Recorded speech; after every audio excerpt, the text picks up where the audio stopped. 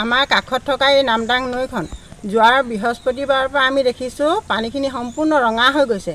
কি কাৰণে ৰঙা হৈছে কি হৈছে আমি এই বিষয়ে একো নাজানো, কিন্তু আমাৰ এই নামদাং নৈ যি দুৰ্গন্ধ, ৰঙচুৱা পানীৰ যি দুৰ্গন্ধ, সেই দুৰ্গন্ধ আমাৰ ঘৰলৈ গৈছে। ঘৰৰ কাষতে ঘৰবোৰ আছে, এই কাষত থকা ঘৰবোৰৰ মানুহবোৰ থাকিবলৈ বহুত অসুবিধা হৈছে।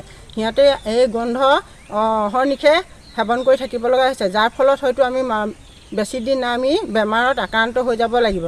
তদুপৰি ইয়াত পানী দুনি গৰুৱে খায়ো গৰু ছাগলীবোৰো বেমাৰত ভুগিছে। তো ইয়াৰ মাছ কাছবোৰো খুব উফন্দি উঠিছে, সিহঁতি য'ত ত'ত মাছবোৰ মৰি থুপ খাই আছে। এইবোৰ দেখি গতিকে আমি অতি দুখ পাইছোঁ। কৰ্তৃপক্ষক আমি বিনম্ৰ অনুৰোধ কৰিছোঁ, এইটো তদন্ত কৰি যেন আমাৰ এই প্ৰদূষণটো অতি সোনকালে নিৰাময় কৰে। ইয়াকে মই কৈছোঁ।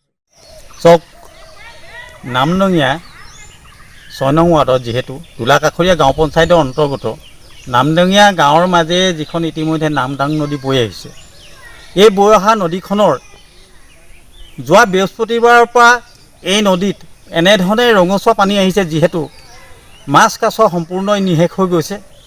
লগতে এই নদীত পানী এনেকুৱাই দুৰ্গন্ধময় ব্যৱস্থা হৈছে, য'ত নেকি গৰু ম'হ মানুহৰ খোৱাৰ অনুপযোগী, আৰু যাৰ ফলস্বৰূপে মানুহে যদি সেই নদীত গা ধুৱে তেতিয়াহ'লে খৰ খজুলি অন্যান্য ৰোগাক্ৰান্ত হৈ মেডিকেলৰ চিকিৎসা কৰিবলগীয়া পৰিলক্ষিত হৈছে।